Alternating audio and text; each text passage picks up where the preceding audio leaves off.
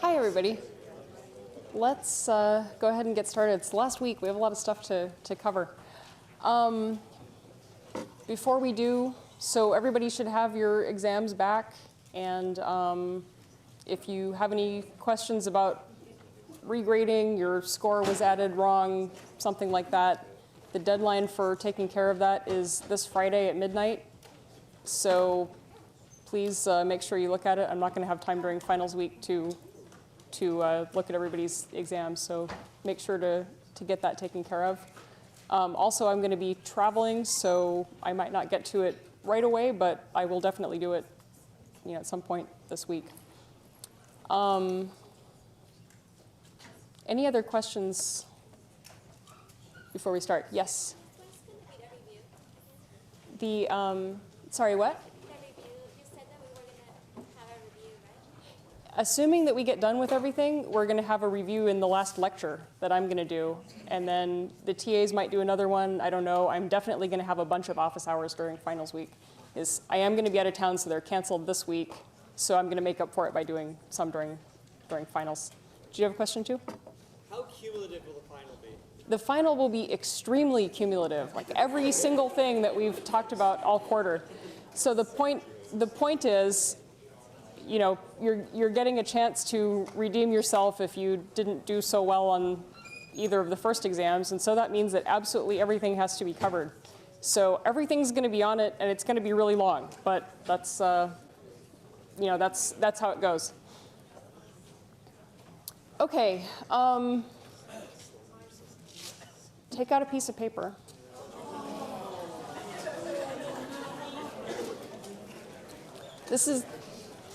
It's good. You want to have a quiz. So you need practice for the types of problems that you're going to see on the final about partition functions. OK. So we've been talking about partition functions in general and how to deal with different contributions to them. And I really recommend reading in the book the whole discussion of translational and vibrational partition functions. We have gone over that a little bit in lecture. But hopefully now that we've talked about the general stuff more, it might sink in a little bit better. So please do go back and review that. We're going to talk about the rotational partition function in more detail, just to pick an example to go into. But all of the general sorts of things that we've been talking about apply to all the different kinds of partition functions. So one of the main things that we notice is at low temperature, we have only the really low energy states populated. But until we get down to close to 0, we don't have all the population in the ground state, even at, so you see here, even at 1 Kelvin, we still have degeneracy winning out over low energy, and the most populated state is not the ground state. Closer to room temperature, which are conditions that we might see in some typical experiments, at least if we're talking about things like atmospheric chemistry, then we see lots and lots of different rotational states populated, which makes sense because we know that rotational states don't take very much energy to populate excited states. OK, so let's talk about linear rotors. And in particular, we're going to spend some time talking about diatomic molecules. So I mentioned before that we can use this approximation for a linear rotor. We can say that our rotational partition function is approximately equal to kT over hc times the rotational constant. And just for completeness, here is the equivalent expression for a nonlinear rotor. So this is for something that has 3 different rotational constants, A, B, and C. We're not going to get into where this comes from for the nonlinear rotor. It's a little bit tricky. There's a whole little supplemental section in your book about where it comes from. If you're interested, go ahead and read it. But it's just here for completeness at this point. OK, so we're going to focus on linear rotors. And so the approximation that we're going to use is we're going to say, all right, at reasonable temperatures, kT is a lot larger than the separation between states. So the energy that we have available to the system is plenty to populate a bunch of states. And that enables us to approximate the sum as an integral. And why would we want to do this? Because it's just easier to evaluate. So, if we want to do it numerically, the sum isn't necessarily a big deal, but as far as just being able to do it with a paper and pencil in class and get some intuitive insight as to what it looks like, the integrals are going to be much easier to deal with. So that's something that we're going to want to do. Okay, so here is the relevant integral that we can use for a linear rotor. And so the approximation that we're making is that we can treat these states as basically a continuous variable. So we know that's not really true, and if we get the system really cold, or if we have a very light molecule like H2, that'll make a difference. We have to deal with the fact that the states are quantized and J is not actually a continuous variable. But if we're at close to room temperature, we can make the approximation that it is, and we get a reasonable answer. Okay, so we're just sticking in this familiar expression for the partition function and assuming that, that we can treat J as a continuous variable. And this is something that I went through before, but I think I went a little fast and skipped some steps, and I got a lot of questions about it, so we're going to do it again. Okay, so in order to make this easier to deal with, we're going to call X this term and change our integration variable. Again, just because it makes the math easier and gives us an integral that we know how to evaluate.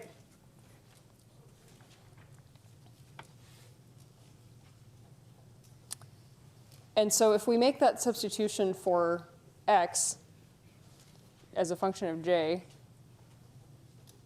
we get an expression in terms of an integral that is easy to handle. And so that is where our approximation for the rotational partition function at reasonably high temperatures comes from.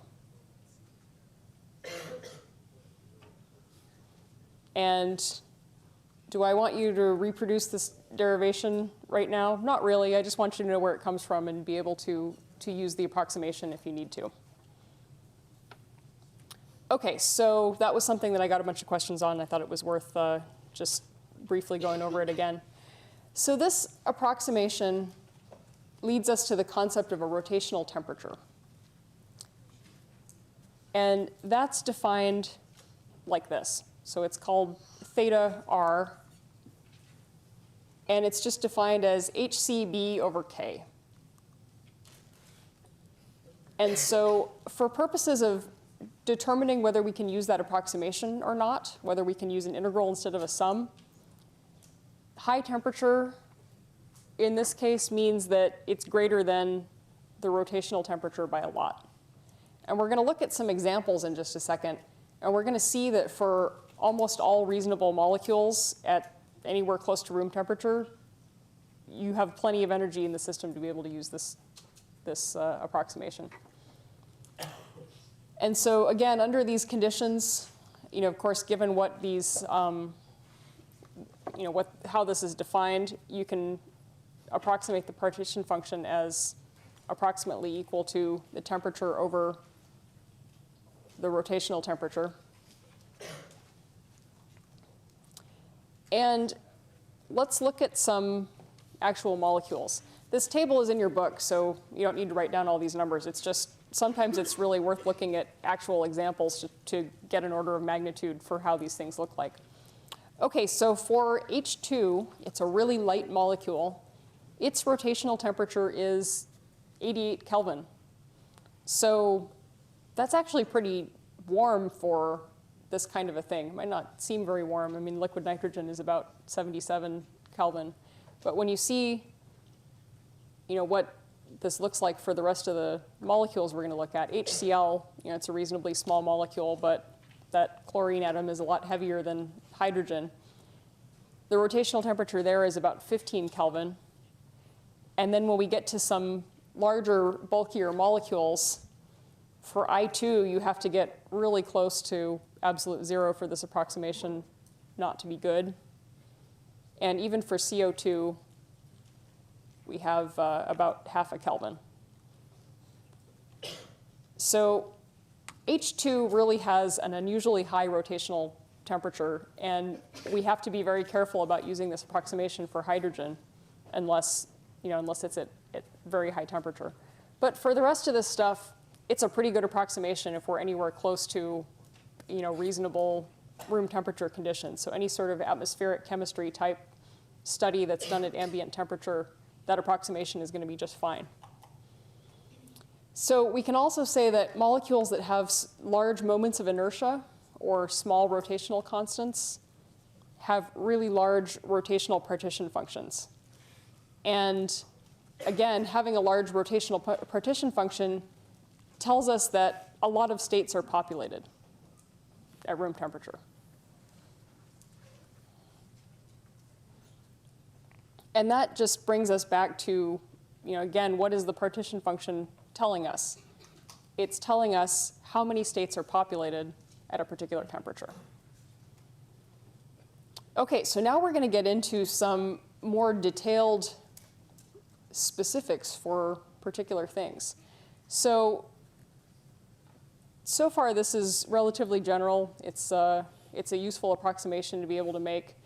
A lot of Chem and actually physics problems are all about knowing, when we can make some approximations that, usually that just make the math easier, make it easier to deal with.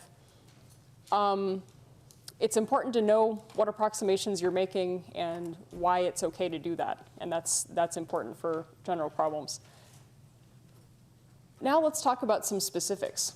So for some of these molecules, we have to be careful not to include too many terms in the sum when we're looking at the exact partition function.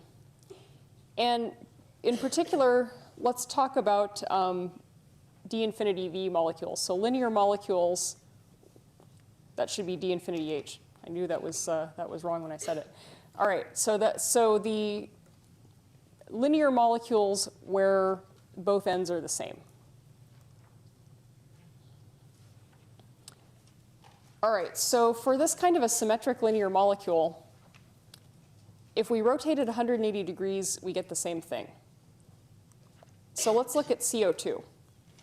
So this is, this is an obvious thing. If we rotate it 180 degrees, we get an indistinguishable configuration.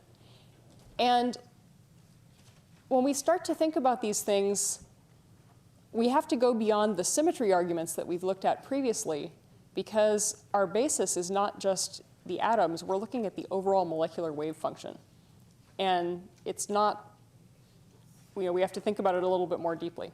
Okay, so for CO2, we really are kind of just looking at the molecular symmetry, because we're assuming that our nuclei are O16 atoms. That's by far the most common isotope of oxygen. And O16 atoms are spin zero bosons. So they have no spin. And so why does that matter? Because if they did have spin, we would have to worry about sign changes of the wave function when we interchange them. And we're going to look at an example where that does matter in a second. But for now, all we really have to worry about is the fact that when we rotate this thing 180 degrees, we get the same state. And so when we're counting our possible configurations, we'll double count if we assume that that's distinguishable. So the number of thermally accessible states is half of what it would be for our heteronuclear diatomic molecule. And this is dealt with in a general way by defining something called the symmetry number, which is given as sigma. And that is the number of indistinguishable orientations of the molecule. So, we're talking about rotation, so it's with respect to rotation. And in this case, the symmetry number is 2. And it's pretty hard to imagine the symmetry number being more than that for a linear molecule, which is mostly what we're going to focus on in this discussion. But do remember in the back of your mind that you can have symmetric rotors and spherical rotors. And so in that case, you might have to worry about higher symmetry numbers. And so here's what our approximation to the rotational partition function looks like when we take into account the symmetry number.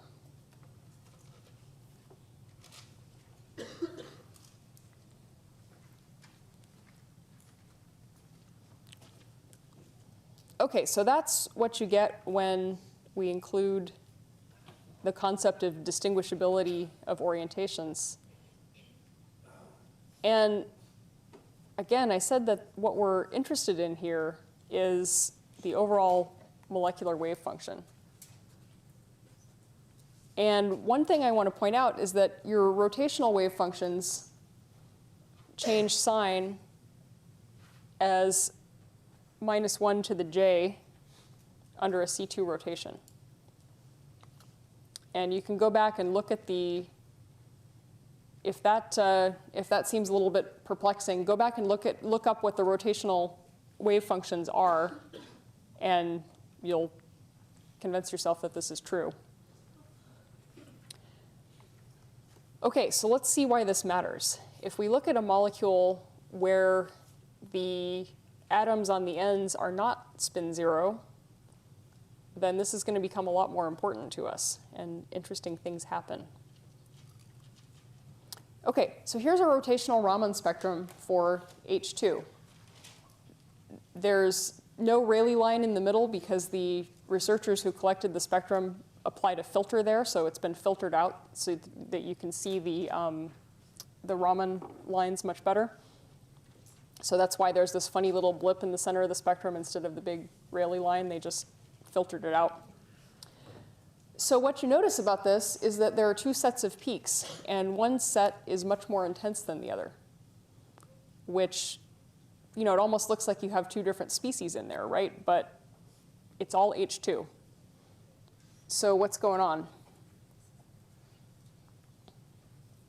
Okay, so what's happening here is now we're looking at atoms that are spin 1/2 fermions. So in the context of NMR, we've already learned that protons are spin 1/2, and of course, we're assuming that both of the hydrogens here are protons and not deuterium or tritium or some other isotope of hydrogen.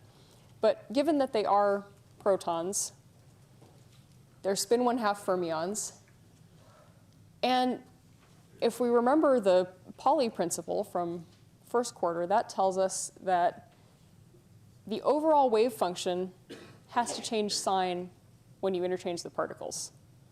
And that's just a general thing for fermions. And so I know that you talked about this last quarter in the context of electrons and electron wave functions, but this is true absolutely in general. And so if we look at our overall wave function here, we have all kinds of things that go into it. There's electronic and vibrational and also nuclear spin and rotational components to the wave function. Here we don't really need to worry about the vibrational and rotational states, the vibrational and electronic states. We're assuming that we're at low enough temperature that things are in the ground state of the vibrational and electronic wave functions, and we're just worried about the spin and the rotations. Okay, so why do we get these differences in intensity between these lines? It has to do with the selection rules, the specific selection rules for Raman spectroscopy and how this interacts with the nuclear spin wave function. So we have some interplay between 2 completely different parts of the wave function, the rotational part and the nuclear spin part. Okay, so the issue here is that the overall molecular wave function is going to change sign when we rotate the molecule if the spins are paired, but not if they're parallel.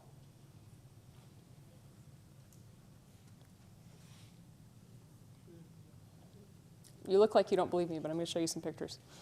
Okay, so let's look at our hydrogen molecule. So here's the case where we have our two protons and they have antiparallel spins. And this species is called parahydrogen. And now if I do a C2 rotation on that thing, here's what I get.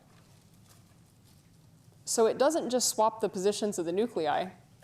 It does that, but it also changes the sign of the wave function. And so now this starts to, hopefully it should remind you a little bit of these problems that we did when we were talking about group theory, where we had different orbitals that are swapping places and they change sign or didn't depending on their orientation. Hopefully now you can see a possible use for that in terms of understanding experiments. Okay, so here we have a case where doing a C2 rotation on this thing changes the sign of the spin part of the wave function.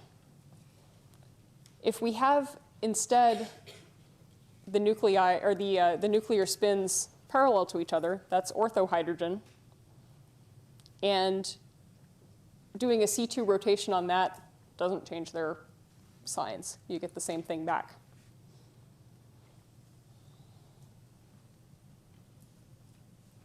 And so when we look at the parahydrogen case, the fact that the nuclear part changes sign when you rotate it means that only even values of J are allowed.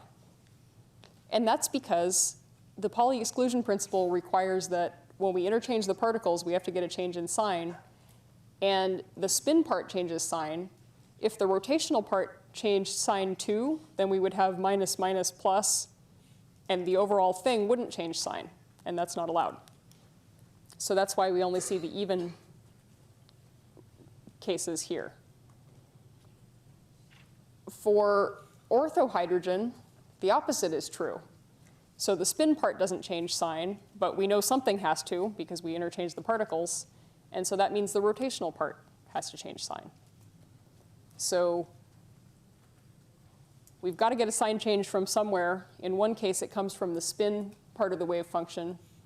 In the other case, it has to come from the rotational part. And so that's why we have these two sets of different lines. So our selection rule is still delta J equals plus or minus 1, but we're getting the even components from one source and the odd ones from another one. OK, so we still didn't explain why the intensities are different. So we just talked about why we see both sets of peaks, but why do we have more of one than the other? So let's zoom in on this and look at it a little bit closer up. So here these lines are. There's also a large peak labeled N2. That's from some nitrogen that's in the sample. We can ignore it. The ones that we're interested in are the ones that are more to the left of the spectrum. And so now we want to explain these intensity differences. So what's going on there? And the reason that we have these intensity differences is because if we look at the statistics of this process, there are 3 times as many ways to get odd J as there are to get even J. So we can look at this. And for completeness, I'm just going to tell you the rules for figuring out the intensity of odd to even lines for a nucleus with a particular value of I. And so these are the rules for half integral spin and for integral spin. So that's just so you know how to deal with it in cases where you don't have either spin 0 or spin 1/2. But for now, we're only going to talk in detail about the spin 1/2 case. Okay, so where this comes from is if you have this thing where the nuclear spins are paired, there's only one way to do that. It's analogous to a singlet state when we're talking about electronic wave functions. It's not a singlet state exactly. I mean, it's the nuclear spin analog of this. But there's only one way to get it. And then there are three ways to get the parallel case, which is analogous to a triplet state. And so here's the picture of what those look like. So here the dark blue one is the paired case, the singlet state. And the other three are the components of the triplet state. And if this, if this is a little sketchy or you don't quite remember, go back and check out chapter 4. That's where this stuff is first introduced, and there's a reasonably good explanation of it in your book. Okay, so that's why we have 3 times as much intensity in the odd states as the even ones. So we see where they both come from and how we get the differences in intensity. Question? For the alpha beta plus beta alpha state, Mm-hmm. why is it like down but also perpendicular to the alpha state, I guess? Yeah, so those are the 3 ways to add up the spins to get the triplet state. Go back and check out chapter 4. There's a pretty good description of it in there. Okay, so another interesting thing to know about this is that ortho and parahydrogen interconvert very slowly. So if you have a whole bunch of hydrogen stored somewhere, you're going to have a mixture of both of these things. And you can't just convert from one to the other very readily. And so that's why we see both in the spectrum. Another interesting consequence of this is that orthohydrogen that can't exist in even states can't exist in the J = 0 rotational state. And so even at really, really low temperatures, it rotates and boils itself off. And this is a problem for hydrogen storage. So if you want to have a bunch of hydrogen and keep it around at low temperature, you have to get it into the parahydrogen state. People also use parahydrogen for doing NMR experiments in which they can increase the polarization of the sample very specifically and introduce parahydrogen into organic molecules. We don't have time to get into that, but it's a neat research area. Okay, so we've looked at the rotational statistics for this, and by the way, this is all described in chapter 10. I just felt it was too soon to talk about it then because we hadn't really gotten into the statistics of how we get different populations. So if you want to read more about the nuclear statistics of rotational spectroscopy, that is in chapter 10. All right, so let's look at the partition function for this thing. So if we want to write out the full partition function, we have to take into account that 1/4 of the states come from even J and 3/4 of them come from odd J.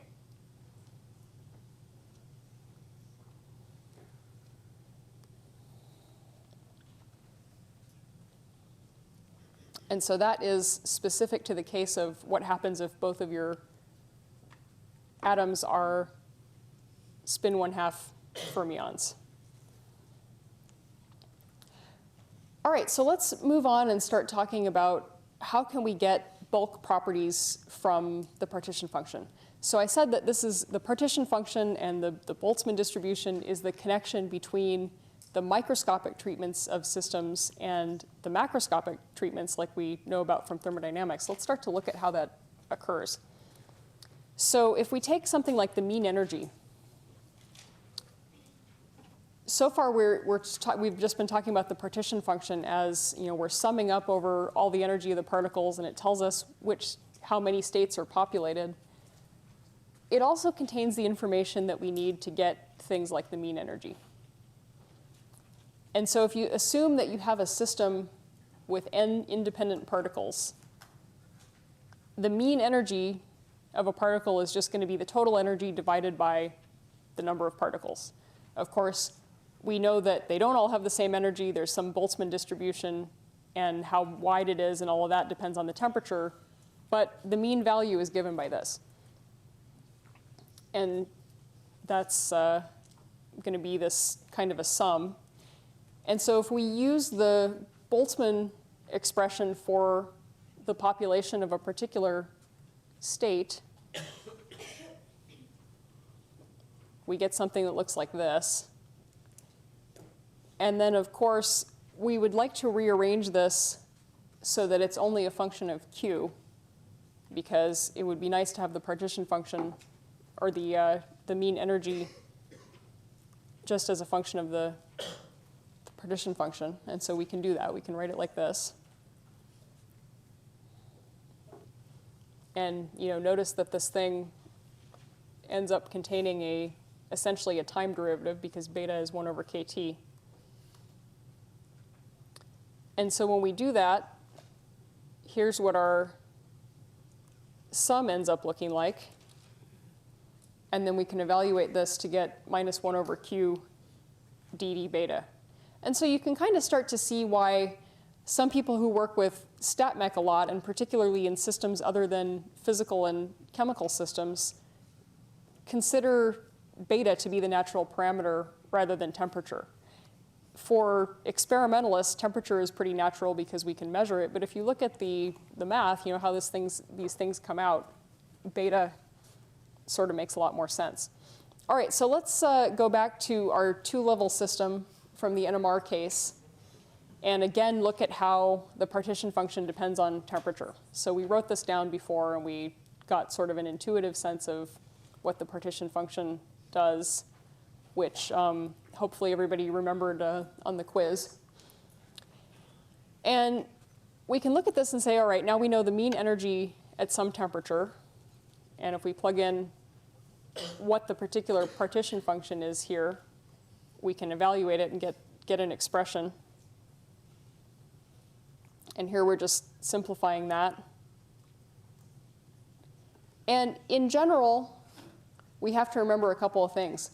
One is that you have an energy of the ground state that you have to put back in there. That's what this epsilon gs is. Because remember, in the partition function, a lot of times we just say, all right, the energy of the ground state is 0. And if we're just talking about the partition function, that's totally fine. If we want to relate that back to measurable quantities that we can get from experiments, then we have to stick that back in there. So we need to pay attention to the energy of the ground state.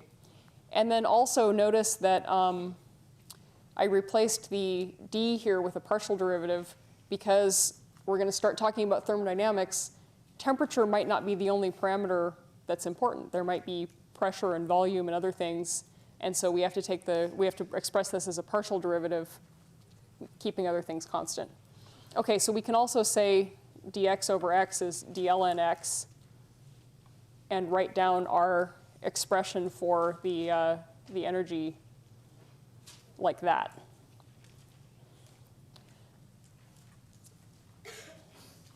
Okay, so that's the important point with being able to relate this to the first of our bulk quantities. We've also kind of danced around relating it to entropy, but we haven't quite gotten there yet. I also want to point out a little bit of an analogy to quantum mechanics. So we said that in quantum mechanics, we're talking about a particular molecule or atom, and everything about the system is described by the Schrodinger equation, and particularly the Hamiltonian. And in StatMech, we're talking about the partition function. So instead of having a Hamiltonian describing the energy and everything about the system being contained in the wave function, here we have an average energy of the system, and then everything about that system is contained in the partition function. So, again, it's not exactly the same, but we can see the analogy. And so the last thing that we need to get to is talking about a little bit more specific kind of thought experiment for working with partition functions. So we've seen how to get the mean energy out of this. And now we need to talk about a little bit more precise definition of an ensemble. So we've talked about we have a collection of n atoms or molecules, and we've been pretty imprecise about what's going on with that, how we define that. let's be a little bit more careful about it now. So an ensemble is an imaginary system where we have some kind of a closed system of particles, and it's replicated n times. And they're identical. And all of our n replicates are in thermal contact with each other. So what does that mean? So there are different variations of this. There's the microcanonical ensemble, where the number of molecules, the volume, and the energy are common. The one that we're going to worry about this quarter is the canonical ensemble. So in this case, we have the number of molecules, the volume, and the temperature in common. So why is that important? It's easier to manipulate. So the microcanonical ensemble is maybe easier to think about theoretically, because it has this natural variable of energy. But if we're going to try to connect this to experiments that you could actually do, the temperature is something that's easier to actually control. And then there's also the grand canonical ensemble, where we have chemical potential, volume, and temperature in common. And this one can exchange particles as well as energy from one replicate of the system to the other. And again, we're not going to talk about it a whole lot right now. I just want to introduce what it is so that it looks familiar to you later when it comes up, maybe next quarter or next time you see it. OK, so for the canonical ensemble, just like we've seen for our discussions of partition functions for a particular set of molecules, some configurations are more probable than others. So we're not going to have all the energy in one system. Just like for a set of molecules, we're not going to have everything in the ground state. And this n with a tilde over it is the number of little closed systems within our system. And in the thermodynamic limit, that's the bulk case where we just have a huge amount of these things. So then n goes to infinity. In that case, a single configuration dominates. And we can write the configurations and the weights of the configurations exactly like we did for the partition function. And the most probable configuration, just like in the other case, is the one you get where you maximize the weight subject to the constraint of having constant energy. And that is something that John Mark is going to go over with you on Wednesday. We've been working on the lecture for that. I think it's going to be really good. He's going to go through some examples and show you some practical things. And so what you get out of this is the canonical distribution that also has a canonical partition function associated with it. And so all of this is analogous to the little q partition function that we've been talking about. But the importance here, and this will get continued next time, is that when we set this up as a canonical ensemble, we lose the constraint that all the molecules have to be independent. And so this is going to be important because you can use it to look at condensed phases and real gases, not just ideal gases. OK, I think we're about out of time. I will see you all on Friday.